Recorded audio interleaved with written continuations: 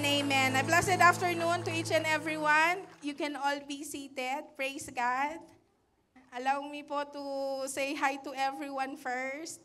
I'm Sister Mylene po from our family in Jael, South Calgary. For those na hindi po nakakilala sa akin, pasabihin niyo kung sino yung magandang babaeng nandun sa harapan.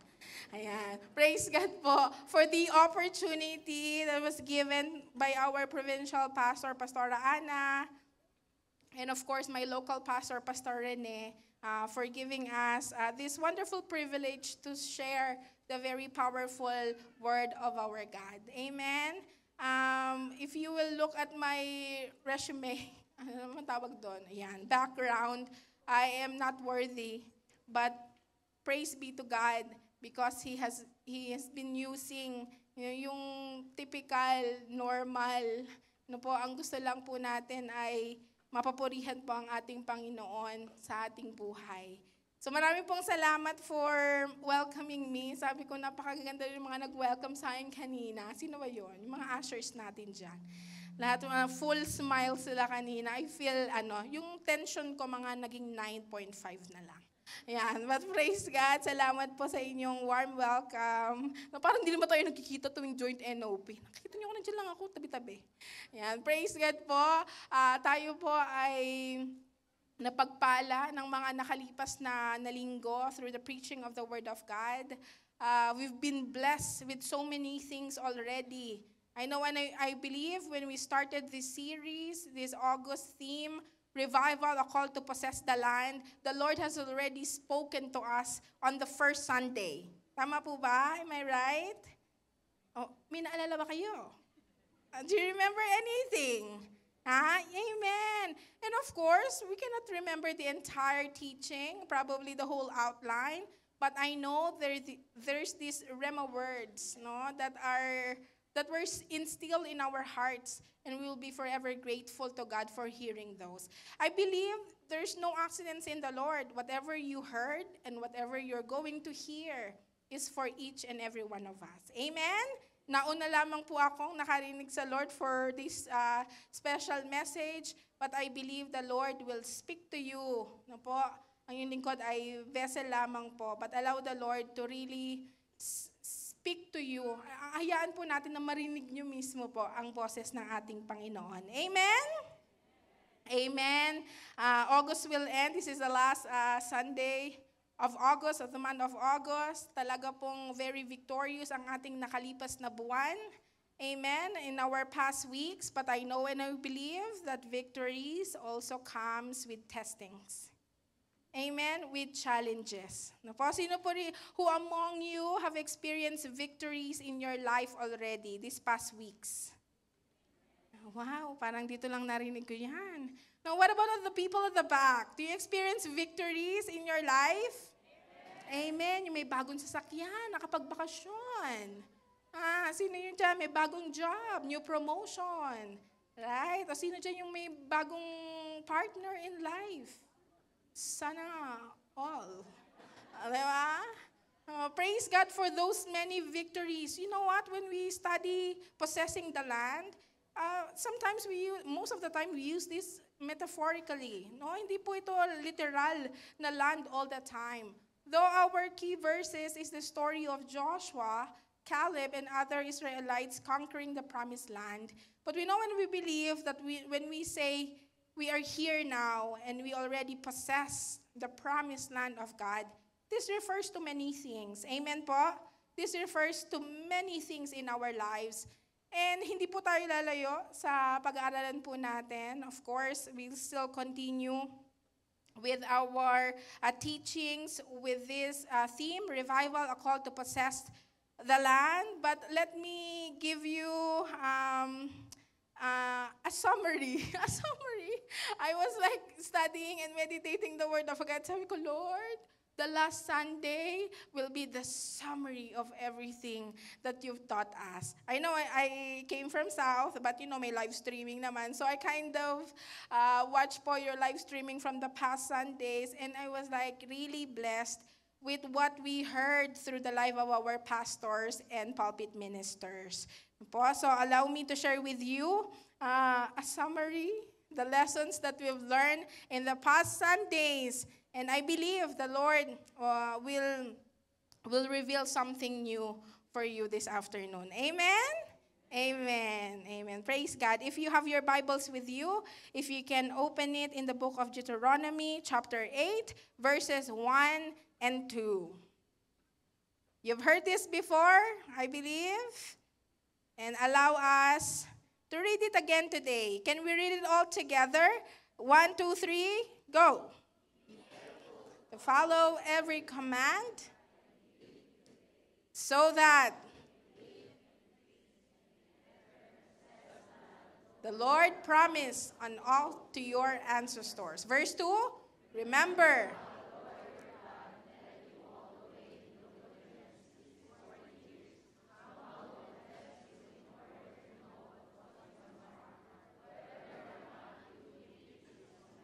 Very good. 10 points kayo dyan. Ang galing yung magbasa. But next time, let's read it now with heart, with all our hearts, and with understanding. Can we read it one more time, one last time? Ready, go. Be careful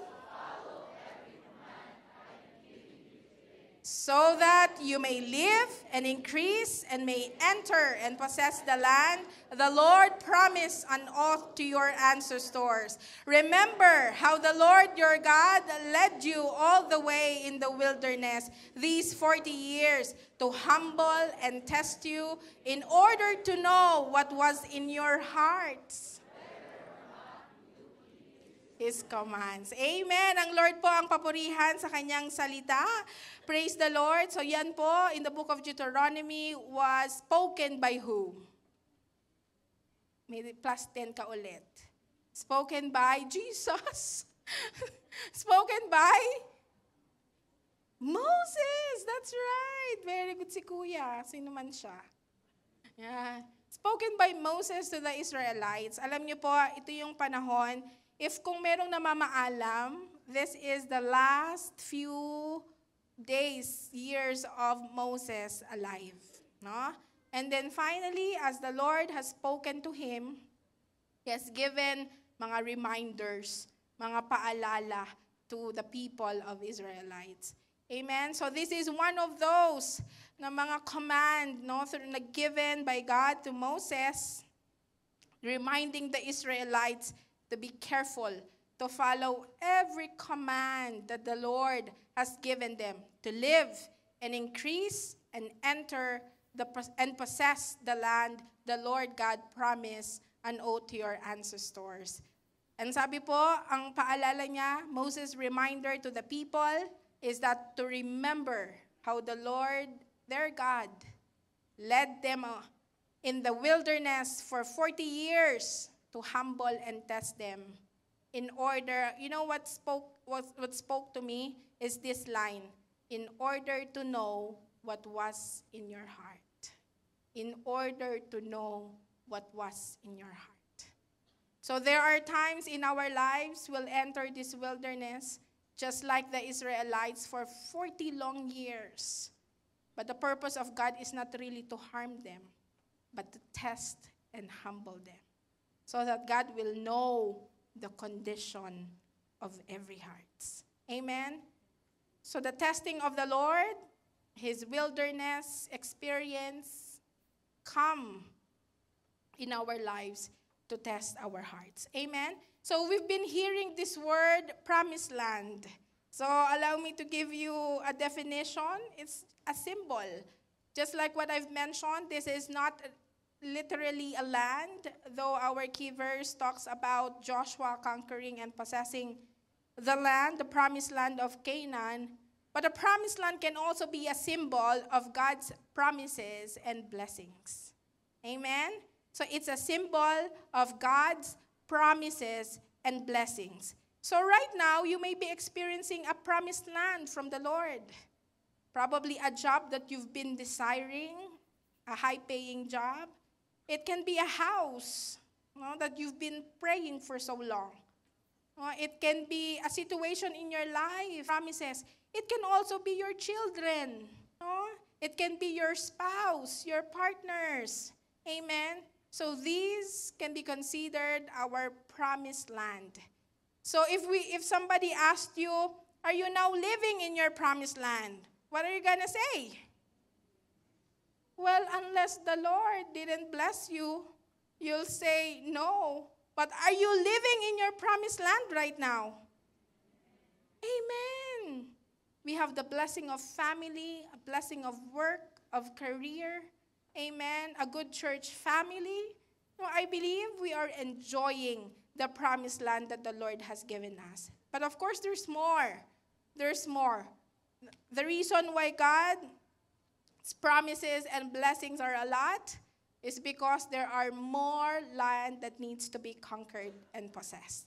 Amen?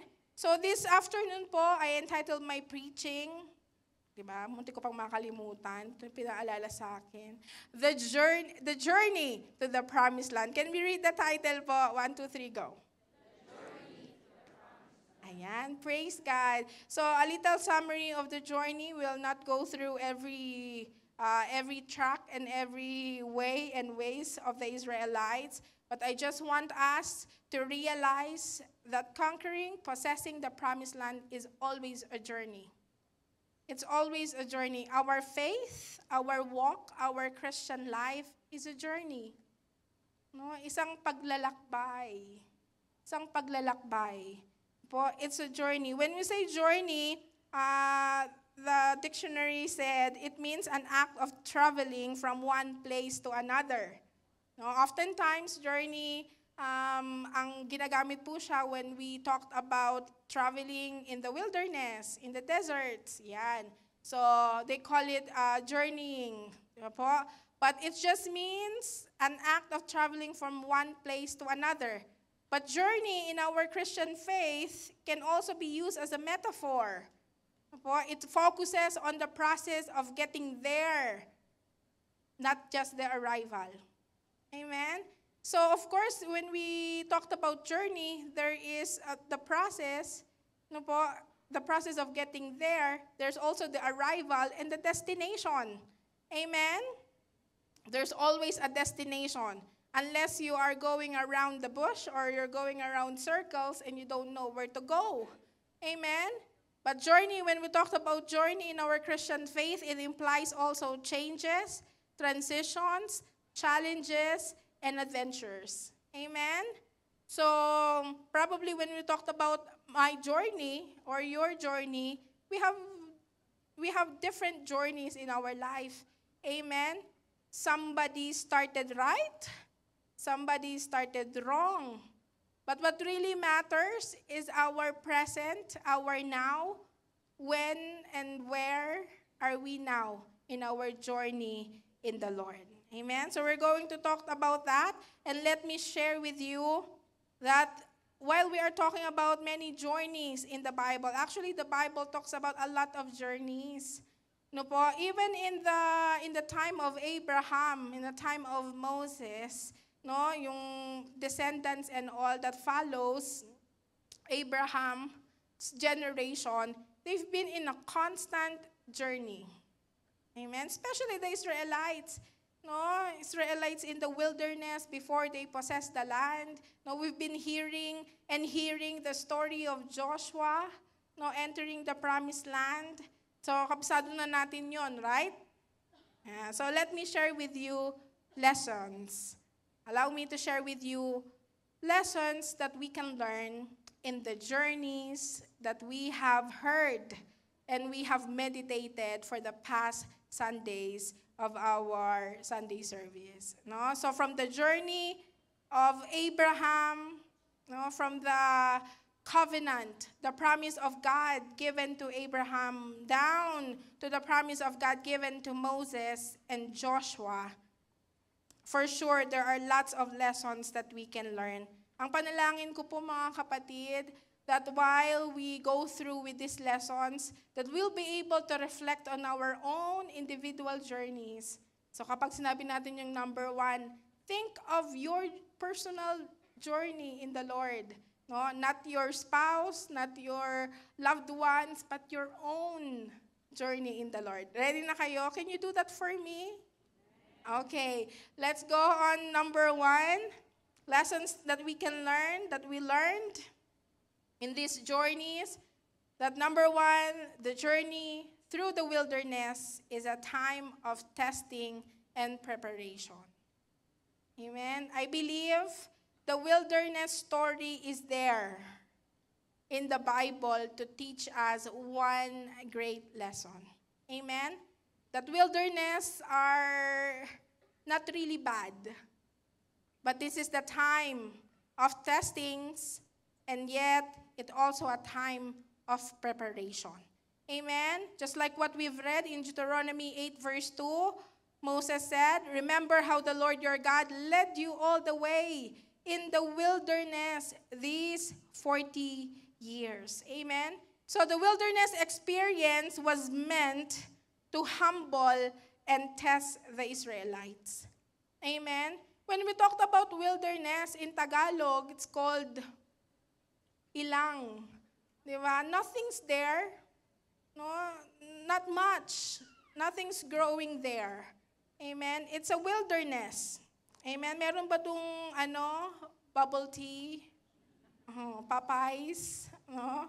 Nothing. No, they're just in the wilderness. Nothing is there. The wilderness was a place where the Israelites learned to rely on God, because even the food that they're going to eat every day was relied in the provision of our God. Amen? The wilderness also is there to develop their character.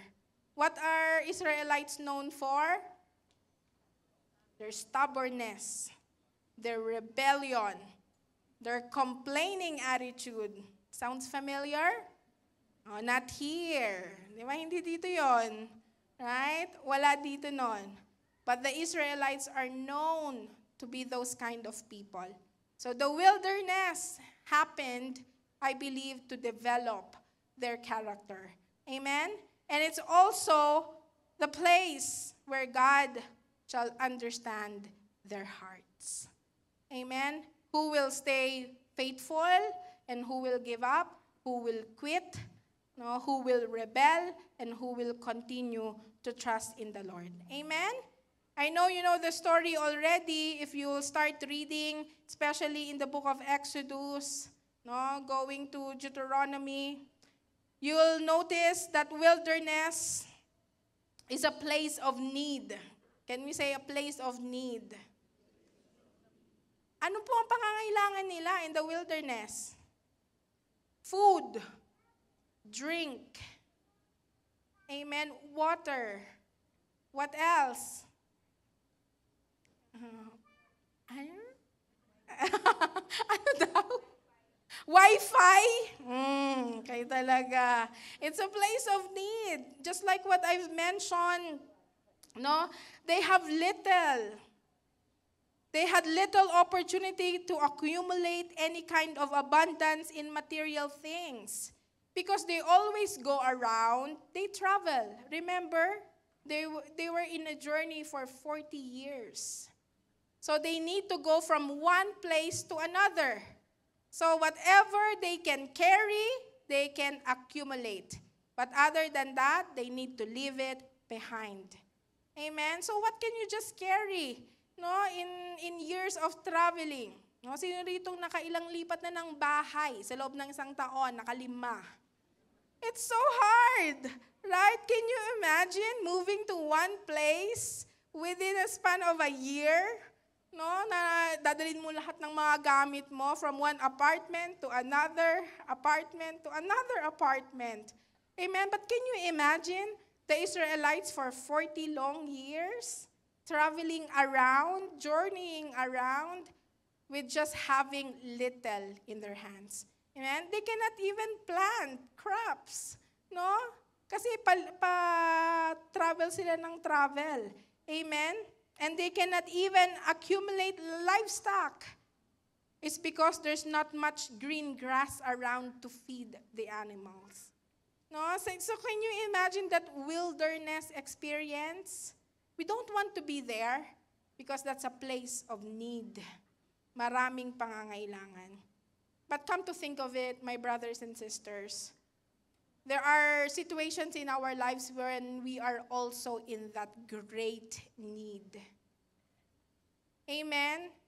That there's no one around you that you can ask for help but only the Lord. That you are waiting for God's miracles. Because with man, they said it's impossible already. Amen. Have you been in that situation of so much need? Especially when we are in the Philippines, whenever I would talk to the young people's parents, they would tell the story as long as, in 1970s. When we were young, it always starts in those lines. You know what? You guys are lucky today because you have everything. You don't need to work. Everything is laid on you, given on you. You have allowance, you have food, you have bed. When I was young, and the story goes on, we don't have much. No, we would walk how many kilometers going to school. I would carry my baon in a banana leaf, with nothing on it, just kanin and salt. No? And when I was a baby, there's no milk. What my mom provided is Naabutan niyo ba yun? So we'll tell those stories that we are in so much need. We've been there. And thinking about those things sometimes can still cause pain in our hearts, right? Because we've been there. And even though we are in this land that we can claim as our promised land, there are also days that we are in need. What kind of needs? Sometimes it's peace. You might have everything, but you don't have peace. Your family is complete, but you have fear of the future. You have a job, but you have a doubt. So in one way or another, we can be like those Israelites. We're living in our wilderness. Amen. We're living in that wilderness. But this is the good news. The wilderness experience of the Israelites is not the final goal. That's not the final destination. Amen. God may make good use of our wilderness experiences, but the wilderness is never His ultimate intention for us. So we might be in a place where we are in need, or everything's not growing, or everything seems empty, and you feel lost. That is not the final intention of your God. You are just experiencing a wilderness season in your life. Again, for what? To humble and to test your hearts. To humble and to test our hearts. Amen? The promised land is the goal. The promised land is the goal. But unfortunately, not everyone made it to the promised land. No, that's the story, right? That's the other side of the story. A promise was given, then few people accepted the promise, but few only experienced the fulfillment of the promise. Amen? Sometimes the wilderness experience also, you thought it might be a delay. No, especially when we are studying, that the journey isn't supposed to be 40 years. It should be just days. Can you imagine? If you go look and study the map, it will just be days to reach Canaan. But it took them 40 long years.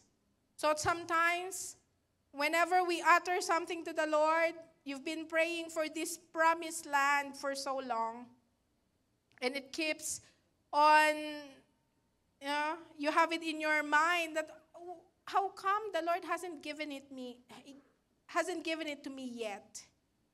And then you'll feel like the Lord is denying you. But I believe we have been encouraged by the Word of God that waiting doesn't mean denial when it comes to our God. We are waiting because we are waiting for that perfect plan of the Lord. The promised land that He wants you and your family to possess. Amen?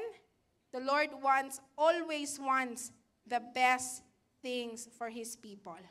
Amen? So, if you are in the wilderness season of your life, maaring you are in need, ano po ba? Of health, of good health, of peace, restoration in the family, unification of your family, wisdom ba? Healing of the broken hearts ba? Whatever it is that you've been asking and desiring to receive, remember, you are just entering this season. You'll not stay here. You'll not stay here. Our wilderness season is just temporary. No? It will end, and the fulfillment of the promise of God will happen, and you shall receive it. Amen? That's number one. The journey through the wilderness is a time of testing and preparation. But before we go to number two, you know what's sad in our wilderness season is that not everyone passed the test. Not everyone passed the test. Why? Testing is hurtful. Testing requires sacrifice. When we are put on test, it's as if we are put on fire. And the purpose that we should come out gold. So marami pong hindi nagtatagumpay sa testing and preparation is because they gave up. Ang tagal naman. Ang sakit naman. It's very painful.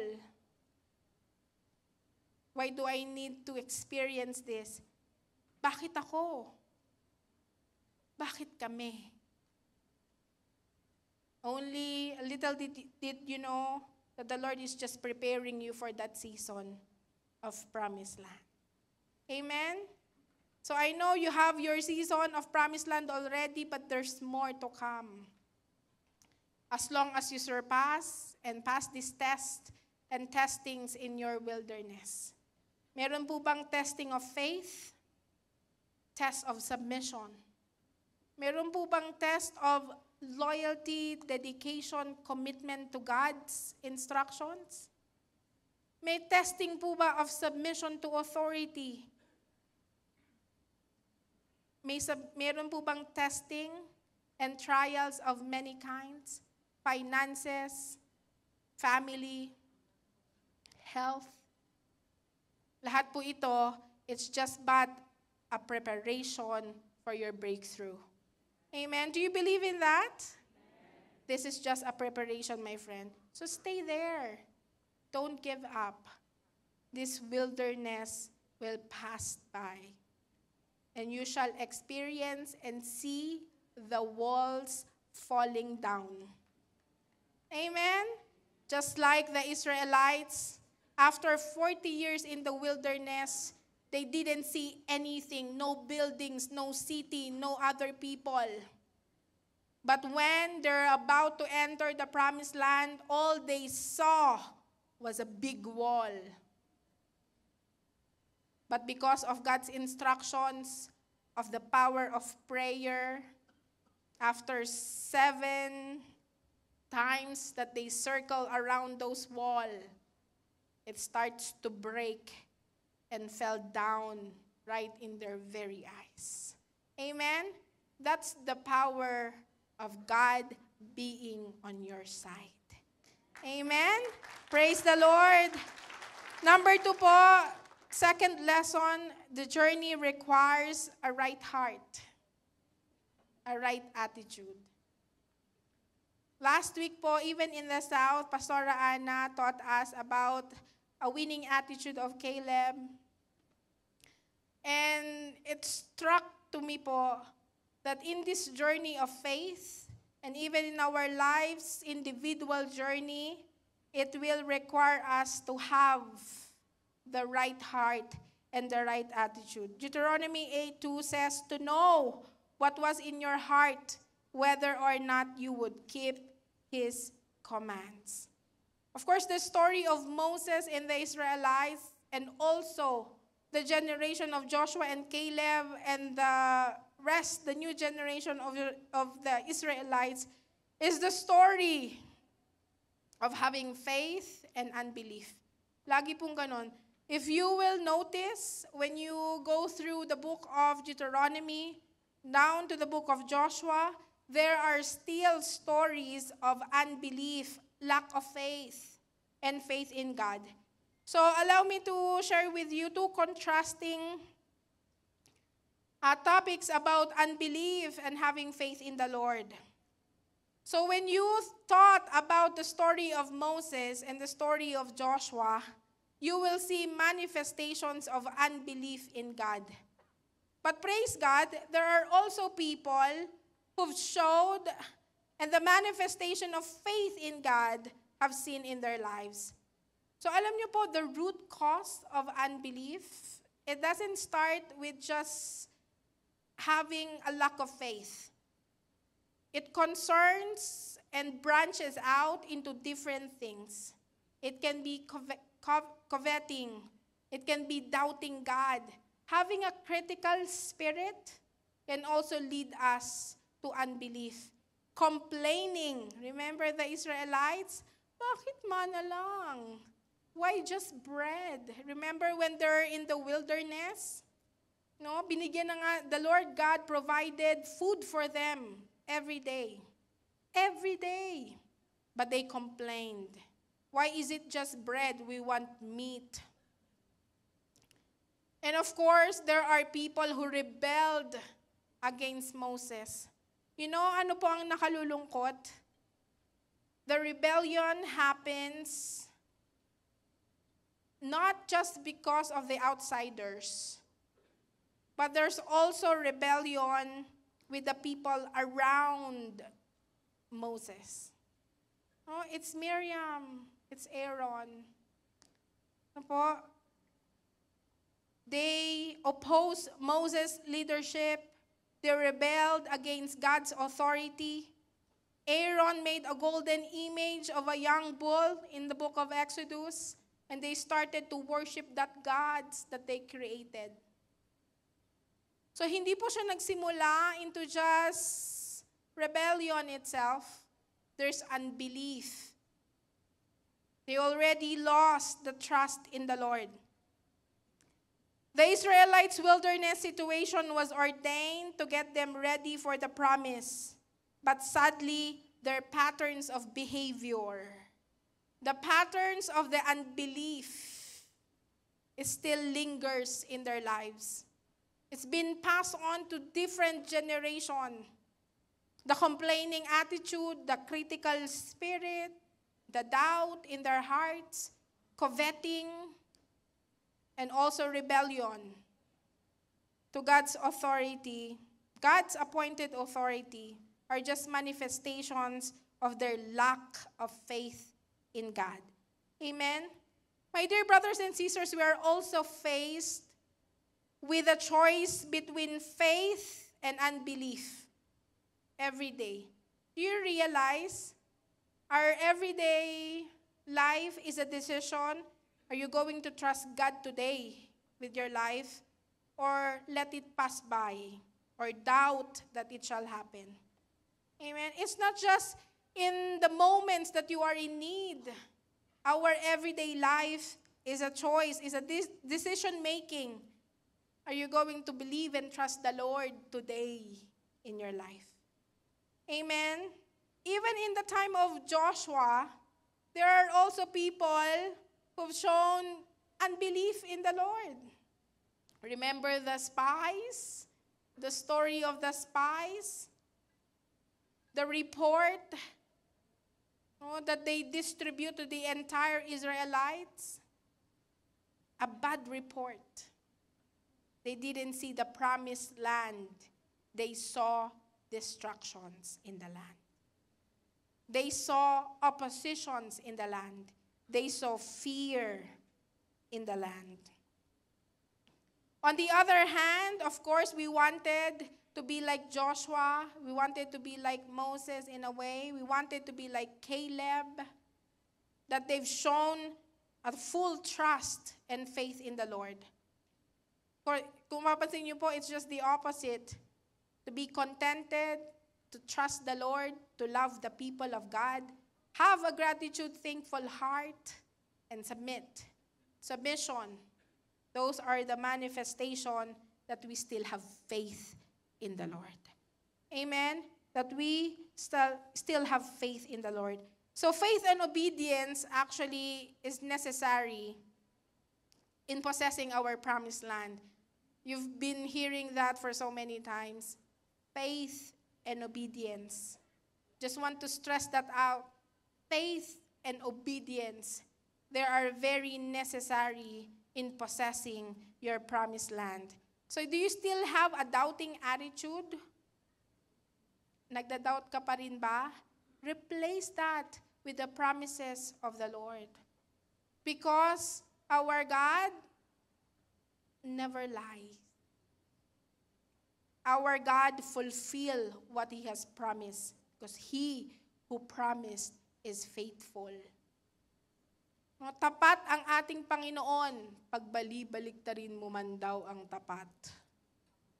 Tapat pa rin. At yun ang ating Panginoon. Amen? Amen. Maaring hindi ang katabi mo, pero ang Lord tapat. Ang ating Panginoon pag nangako, tinutupad. Kaya maaring umiiyak ka ngayon. Pero ang pangako ng Lord sa iyo, kapatid, ay tapat at tunay. Maaaring namumblema ka ngayon, pero God's promises are true and amen. Maaaring nagluluksa ka ngayon, but God's promises of joy, peace, and comfort are true and amen. So mga kapatid, faith in God or unbelief? You choose. Are you willing to trust the Lord?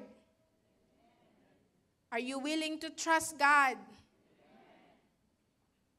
And your answer will be put to test, probably today or the next days to come. But always remember your answer today. Lord, whatever may come my way, I will trust. I will trust. I will trust in you. Amen? Magtitiwala po tayo sa ating Panginoon hanggang dulo. Amen? Disappointments in our lives can lead to doubt. Losses can lead to doubt. Losses, problems, trials can lead to disappointments. But you know what? It's there's an effect to that. It will not end with just doubting. It will result to being despair and being defeated at the end. So if at some point you are disappointed right now with your current situation, with your church, with your family, this is a warning. It will lead to doubt. That will lead to despair, that will lead to defeat. So let us be sensitive and conscious. What are we going through right now? Amen? Let me show you an image. Can we show the picture? What can you see? What can you see? Uy, ang dali-dali lang yan. What can you see, my friends? A bucket with water. Timbang may tubig. Right? You know, fall inside the bucket. O, isang timba. You will find out what's inside when you spill it, when you bumped on it. But circumstances, problems bumped you, then you spill what you are full of. Problems will come in your way. God will know what's in your heart. There's a spillover effect. Problems will bump you. Will that result to faith in the Lord? Bumps are just like tests. What spilled? Doubt or faith? Fear or trust in the Lord? Kaya po tayo dumadaan sa mga pagsubok is to test our faith. Amen? Unbelief sees obstacles. Faith always sees opportunities. So no matter how many problems, kung pwede lang may sekretary yung problem, no? Schedule, Monday ka, next month ka na, no? Next year ka na. Pero walang secretary ang problems eh. Sometimes it comes singular. Sometimes they will come in a group. Sometimes in a band. Sometimes, no, madami. Sabay-sabay, like rain. Sabi nga, when it rains, it pours. Lord, bakit? Kung pwede lang bilangin, Lord, pwede ba 8 na lang? Ang problema, binibilang. Sino nagbibilang ng problema? Ako minsan. Walang magawa. But you know, it comes. Wala namang pinangako ang Lord. When we accept Him, wala ka ng problema. But the Lord promised to be with us all throughout those problems and trials. So may kasama tayo, kapatid. Amen? That's a great confidence, assurance already, my friends, that God will be with you every season, every step, every day, every minute, every second of your life. May kasama po tayo. Amen? May kasama ka. May kasama ka. Kanta ba yun? Ay, hindi pala. Ano ba yun? And then, huwag na natin kantahin yun. Praise God.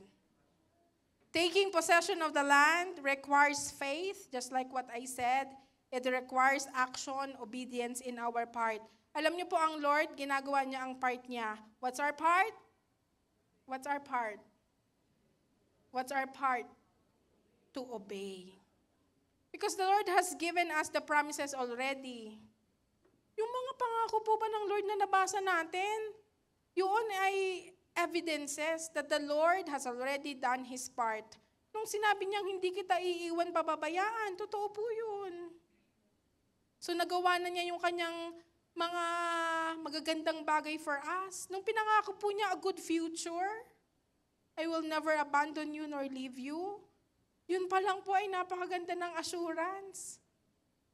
No po, that we'll have a bright future in the Lord. So God already done His part. So as we live in this life, our part is to obey the commands of the Lord. Amen? Our part is to obey. In the 40 years of education ng Israelites, alam niyo po, only 2 passed. Only 2 passed. Ang nakapasok lamang sa promised land is Joshua and Caleb. And the children, the new generation, we call Joshua generation in the promised land. What happened to the generation ni Moses? They all died. Hindi po nila nakita ang promised land. They all died. And then only 2 passed the test, and the rest of the Joshua generation that entered the promised land.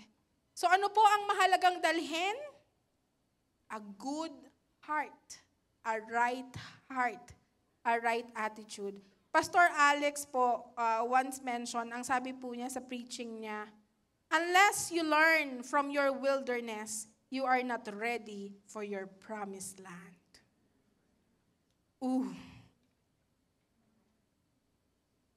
Unless we learn from our wilderness,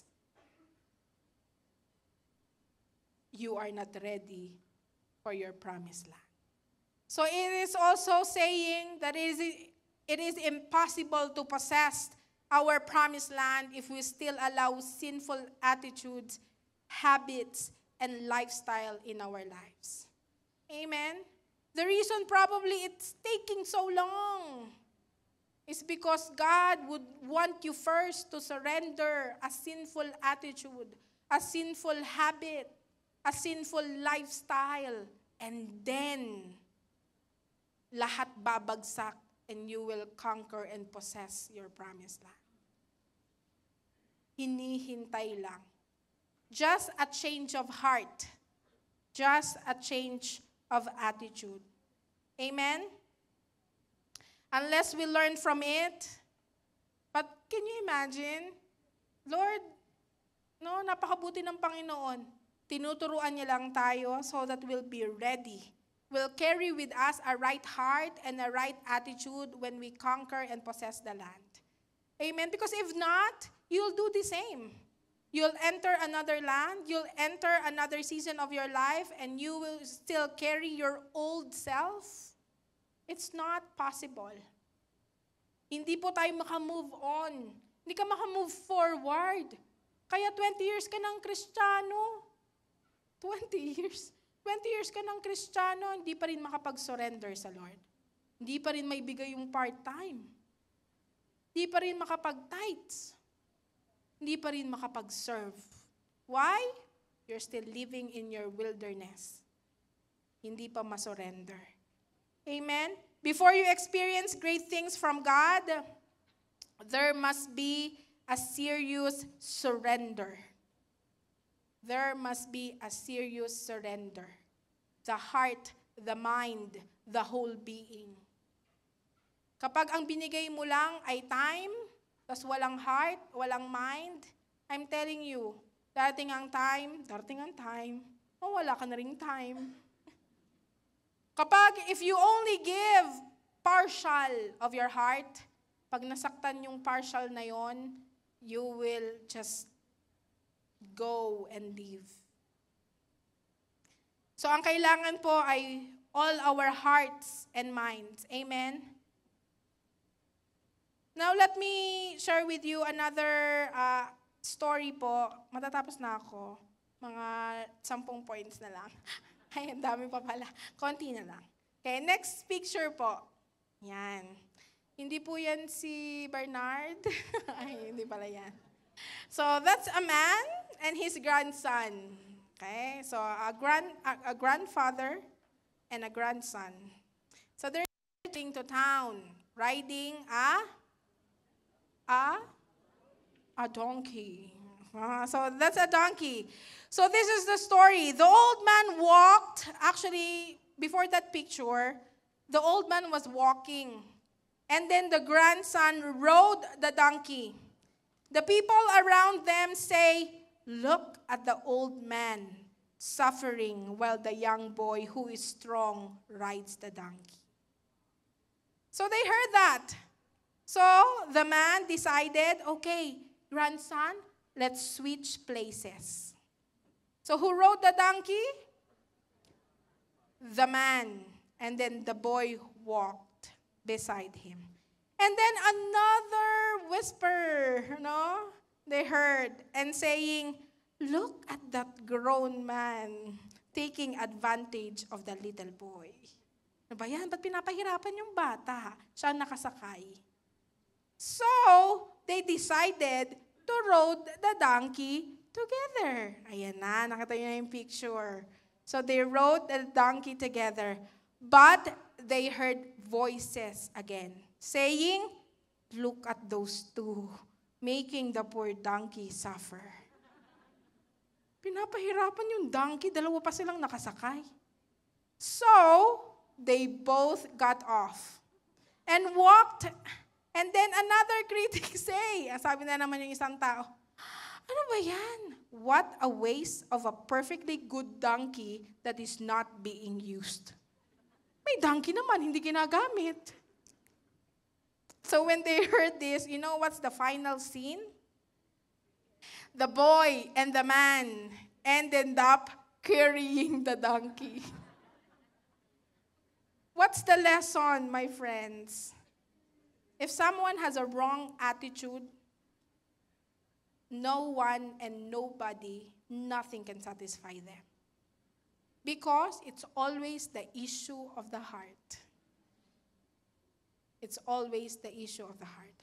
So that's why we've been taught to not look at people, but look at God. Because our God is the only perfect God. Amen? You will be disappointed when you look at people, but never with God. Amen? So in order to leave your promised land, in order to leave your wilderness for your promised land, you are going to have to deal with the wrong attitude that is deeply embedded in your heart. So what are those wrong attitudes in your heart? You will be the one who can mention that. Moody ka ba? Magagalitin. Jealous. Ano pa? Stingy. Ano pa? Ano ka? Doubter. Warrior. So what wrong attitudes do you think you need to leave behind so that you can conquer your promised land? No? Huwag niyo pong sabihin yung attitude ng asawa niyo. Kailangan figure out the wrong attitude in ourselves first. Amen? Amen? Baka tumitingin kayo sa katabi. The third lesson. What's the first lesson? The wilderness is just testing and preparation. Number 2, the journey. It requires a right heart and attitude. And number 3 po, the journey to possessing the land is not the ultimate goal. Dami kong sinabi. Tapos hindi pala yun yung ultimate goal. God fulfilled His promise to give the land to Israel. It's already done. They already possessed the land. Though it was a tangible promise, that promised land was temporary. Because the promised land given to Joshua, Caleb, is an earthly promised land. The promised land that you are enjoying right now is an earthly promised land. And let me tell you, that is not our ultimate goal. It's just a shadow of a greater reality. Because the most important journey that we can have is the journey possessing our eternal promised land. Mas mahalaga po ang eternal promised land. Hebrews 11:13-16 says, ang sabi po, a lot of people in the faith died. No po? They did not receive the things promised to them. They only saw and welcomed them from the distance. Sabi po in verse 14, people who say such things show that they are looking for a country of their own. Ang sabi po doon, verse 15, if they have been thinking of the country they had left, they would have had opportunity to return. Instead, they were longing for a better country, a better land, a heavenly one. Therefore, God is not ashamed to be called their God, for He has prepared a city for them. Revelations 21, verses 1-4, I saw a new heaven and a new earth. For the first heaven and the first earth had passed away, and there was no longer any sea. Ang sabi po sa verse 4, if we'll jump to there, He will wipe every tear from their eyes. There will be no more death or mourning or crying or pain, for the old order of things has passed away. So the ultimate promise of God's dwelling with His people, there will be no more sadness, no more hunger, no more need, no more sicknesses or diseases. That's the eternal promised land that we want to possess. Amen? So the earthly promised land is not our ultimate goal. Ano po? As an illustration, one time po ba you've met somebody who you haven't seen for so long? what do you normally ask that person? Huy, kumusta ka? Ano pa? Ano nang nangyari sa'yo? And then, saan ka pupunta? In the spiritual reality, my friends, if we're going to ask ourselves, uy, kamusta ka na ba? Ano nang nangyari sa'yo? Do you know where you're going? Kamusta na po ba tayo spiritually? Ano na po bang nangyari? What happened to our lives? And where are we heading to after this life? The ultimate goal is not the earthly promised land, but the ultimate goal of every believer is the eternal promised land in heaven with the Lord. Amen? Hebrews 13 verse 14, this world is not our permanent home. We are looking forward to a home yet to come. Remember Philippians 3:20? Our citizenship is not here, but in heaven. Amen? So hindi man tayo Canadian citizen. Heaven citizen naman tayo. Amen? Parang hindi kayo excited doon. Mga dalawa lang yung excited. Praise God. Alam niyo po, we look forward into that. Amen? So that calls a righteous kind of living, a life that is focused in the Lord. Amen? It is a life that's storing up treasures in heaven and not on earth. It requires that our hearts are set on things above, looking at the eternal perspective and focus our eyes on what is unseen and what is eternal. Amen? Let's focus our eyes on eternity. Amen? I will end po with number 4, but this is also an application for all of us. The lesson I've learned all throughout this Sunday teachings is that our journey is meant to be shared. It needs to be shared. In the book of Colossians, it's been urging the believers to set our hearts on things that are above.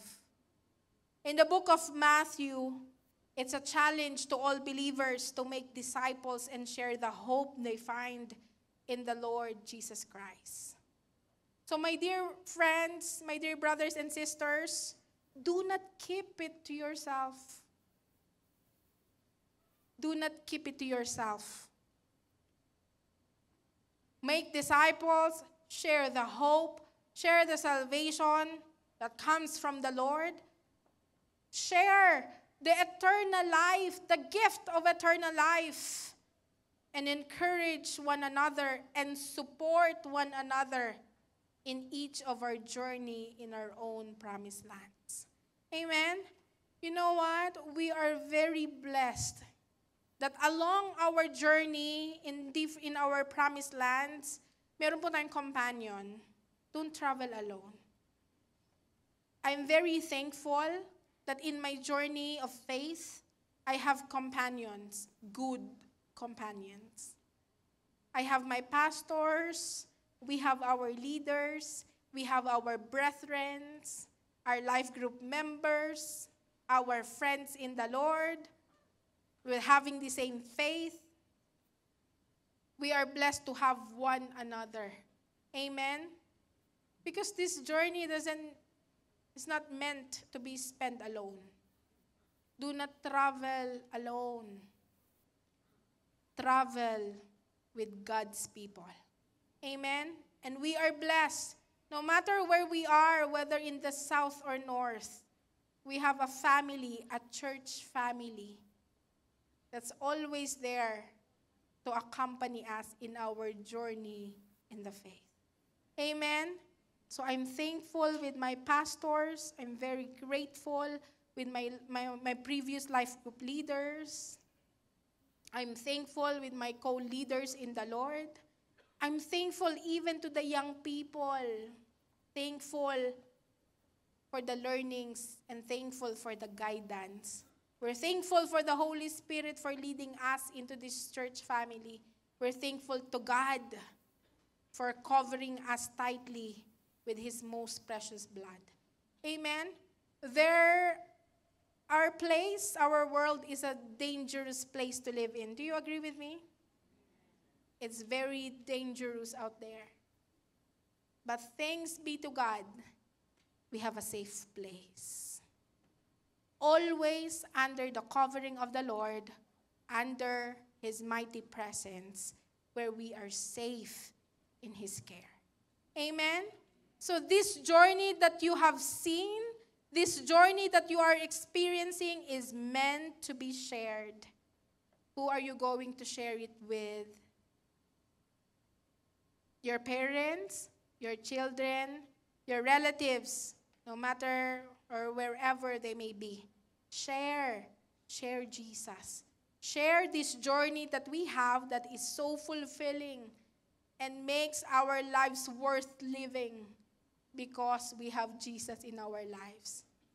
Where would we be if we don't have Jesus?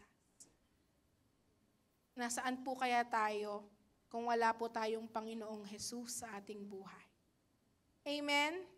This journey needs to be shared. There are still lots of people who are living in their lives, journeying in this life, feeling lost, broken, empty.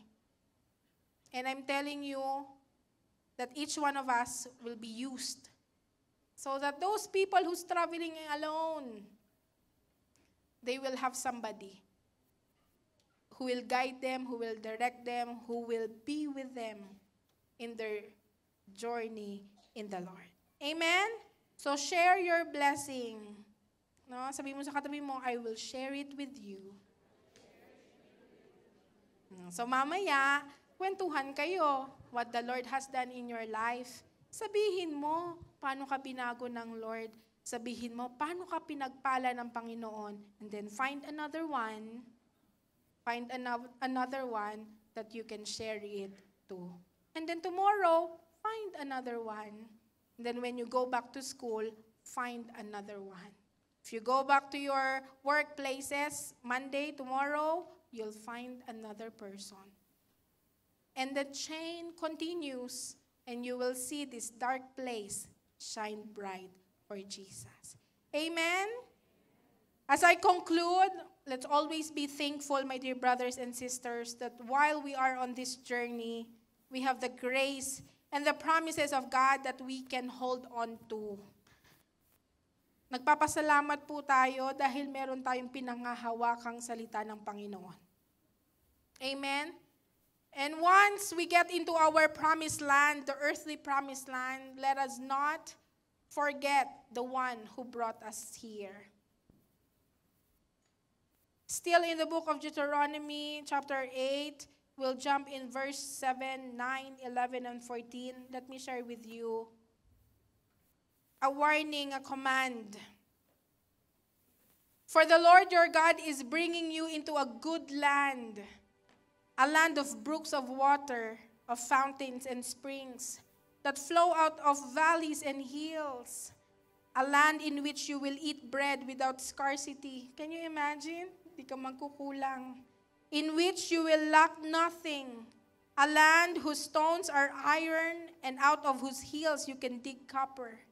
So maraming provisions. Beware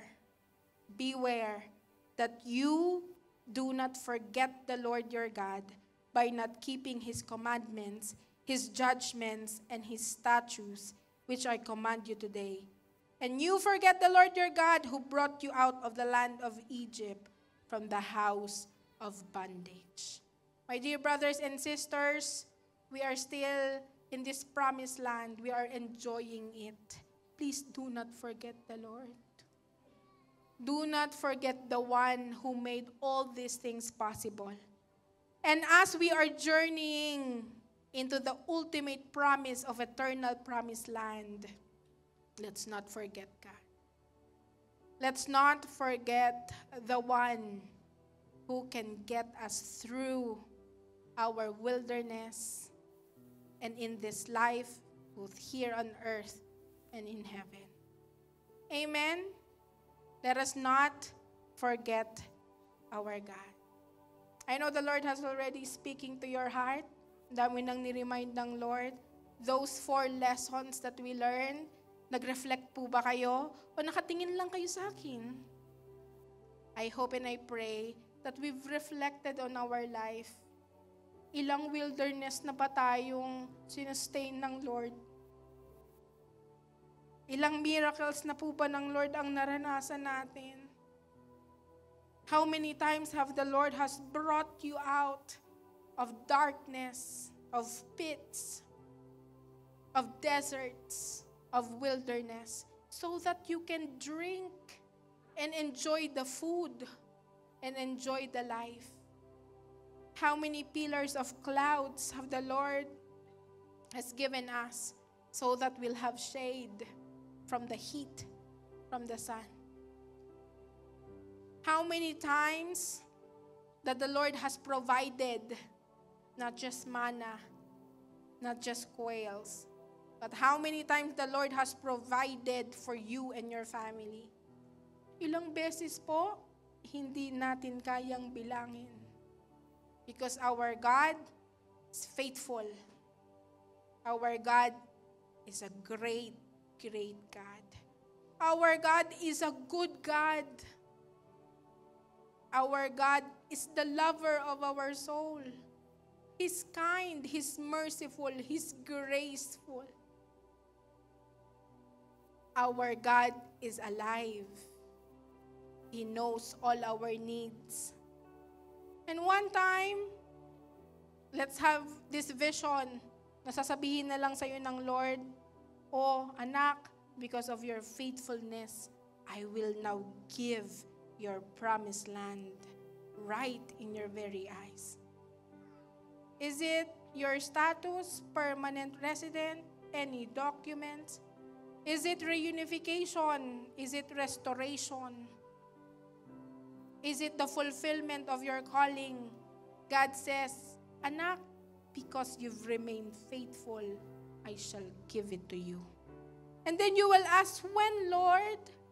And then God will answer, "Right now." Testing of the heart. I hope we passed the testings of our faith. I hope every one of us will pass the wilderness season of our faith and our life. Is it possible? Amen. It's possible if we have Jesus. Can everybody stand up in the very presence of the Lord? Lord, thank you for the revelations. Lord, thank you for speaking to each and every one of us. Lord, salamat po dahil pinaalala mo gaano ako pinagpala. Lord, salamat po. Because you promised that one day you shall wipe away every tears. That there will be no more sicknesses or diseases. No more hunger, no more pain. That we are awaiting in full expectancy that we will be with you in that eternal promised land that you have given us. Allow the Lord to embrace you this afternoon as we close. Let the presence of the Lord just embrace your heart. Sa lahat ng pagod, sa lahat ng may sakit, sa lahat ng nasasaktan, sa lahat ng may problema, allow the Holy Spirit, His presence, the strong presence of the living God to just surround you at this time.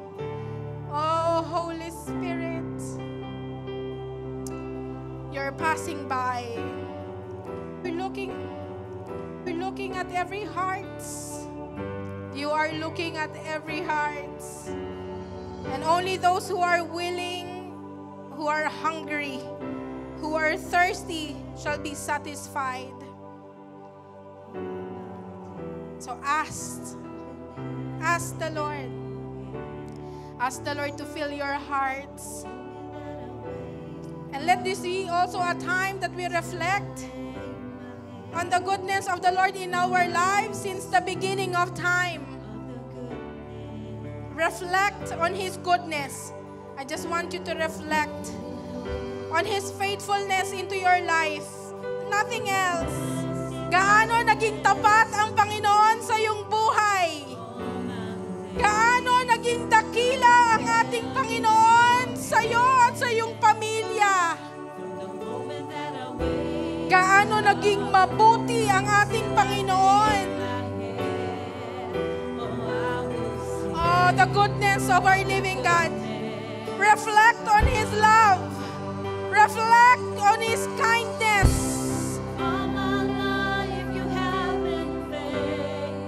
Tapat nga ba ang ating Panginoon? Ikaw lamang pong makasasagot. The many times that the Lord has pushed you, has delivered you. The many times that the Lord has been with you. Sinamahan ka ng ating Panginoon simula noon hanggang ngayon. Walang problemang tumaan na hindi mo siya kasama. And let me tell you, our days will come and He will still be there. Because the truth is, our God is good. Our God is good. Mabuti ka, Panginoon. Now claim it. His goodness will run after you. It will run after your children. It will run after your loved ones, your entire family. The goodness of the Lord will be felt, not just today, but the next generation of your family. His goodness shall run after you.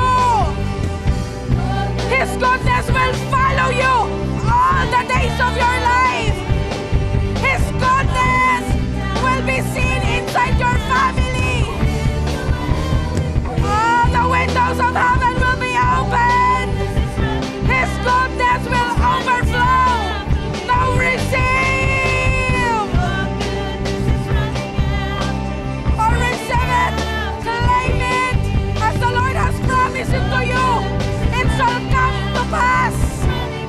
As the Lord is promising you something right now, a covenant between you and the Lord.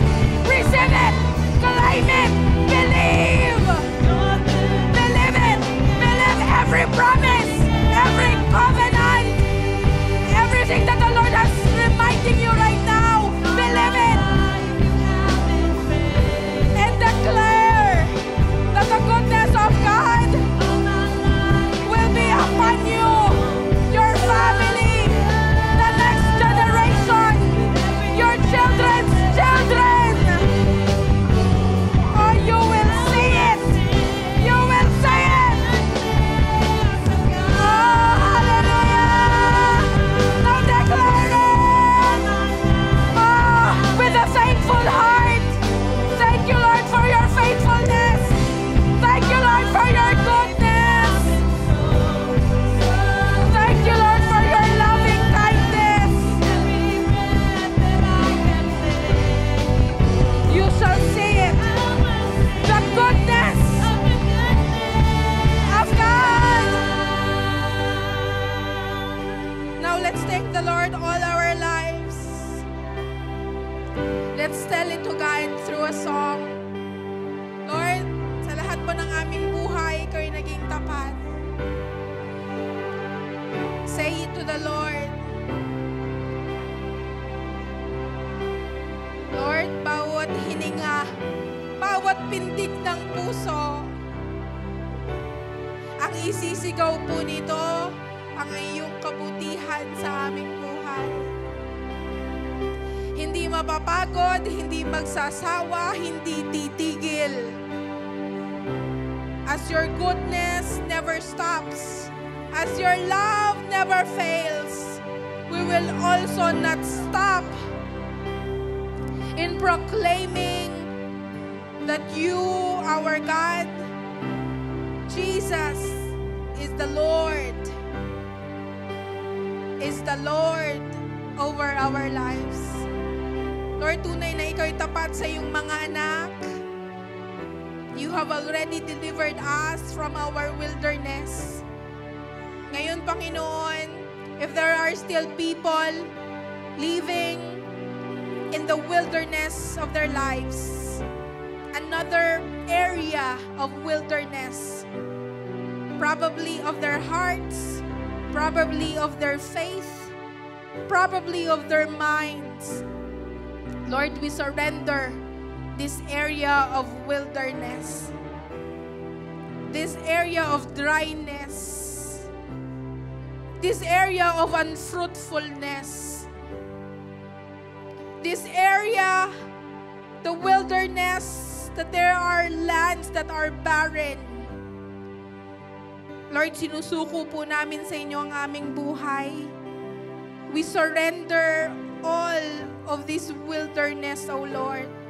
Allow us to drink into the fountain of life. Allow us to receive.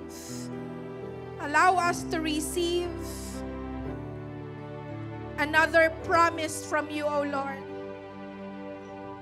that every one of us, including our entire family that we are representing, especially our children, our immediate family, Lord, as we surrender everything unto you, allow us to enter. Allow us to enter and possess the promised lands that you have already given long way before. Allow your people to experience any promised land that you have uttered and spoken unto them even before. The long-standing prayers that they may have, even the secret petitions and desires of their heart. Lord, those promised lands shall be conquered, shall be possessed while we are alive. And Lord, most especially, O Lord, we ask and pray that your people will be ready, that your people will be obedient, that your people will understand, that your people will grow through any difficulties, challenges, and temptations. That faith will be in our hearts. You will elevate our faith, O Lord, to trust in no one else but you, our God, to trust in your promises, to trust on your character, to trust on the God of our ancestors, to trust on the God who's alive, yung nangako po sa amin, Panginoon. We put our trust, we put our faith into the one that shall finish it all. Our overcomer, our conqueror, our banner, our deliverer, our restorer, the great provider, our great healer. We put our trust in our King of Kings, in our Lord of Lords, the God who created us, to the God who's powerful, to the God who never lies. We put our trust in you, O Lord. Give us strength every day. Strengthen us, our faith. Strengthen our hearts. Let everyone persevere. Let everyone remain faithful. Remain committed. Remain dedicated, O Lord. And allow everyone to fulfill the calling that you have set upon us. My dear brothers and sisters, this is my personal prayer for each and every one of us. I hope hindi po natin maririnig sa Lord what God has said to Moses in Deuteronomy 34 verse 4. When God said to Moses, when he's about to die, God said, I will not let you see it, but I will let you see it, but you will not cross over it. Ang panalangin po natin, mga kapatid, that when we hear the voice of our God, He will welcome us to the eternal promised land, and we shall cross over it. We will meet our God in the air, and we will share the inheritance given to the son and daughters of our living God. If that's what you want, with all hands lifted up, with all hands lifted up as a sign of our surrender, Heavenly Father, allow us to experience you in this life. Holy Spirit, guide us. Oh, Holy Spirit, have your way. Holy Spirit, may it come true. Lord, allow each and every hand, oh Lord, that this life, this one life that we have shall be surrendered. Allow us to obey. Teach us to obey. Teach us, oh Lord, to be committed and dedicated on you alone. Oh, Holy Spirit, just one touch from you. Just one touch, that's all that matters. Oh, command yourself and ask the Holy Spirit. Say to the Holy Spirit, just one touch. Just one touch from the Holy Ghost. And it shall empower you. It shall strengthen you. It will give you courage. It will give you boldness.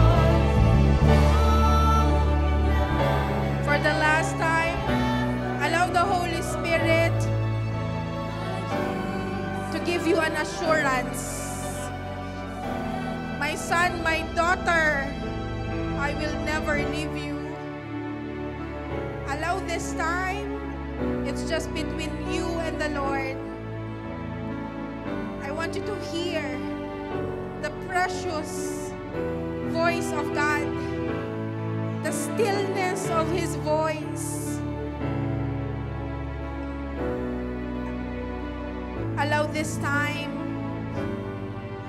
for the Holy Spirit to assure you that you are never alone in this journey, that you have God on your side, that the Holy Spirit is within you, that you have the Word of God to sustain you. And as we end for this afternoon, can we just thank the Lord? Can every mouth opened and just give God a thanksgiving? Lord, thank you. Holy Spirit, thank you.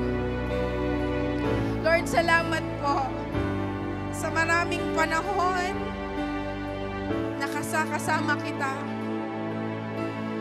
If there's one thing that you want to ask the Lord, ask Him now. Because God listens to every prayers and God answers. One thing that you want to ask the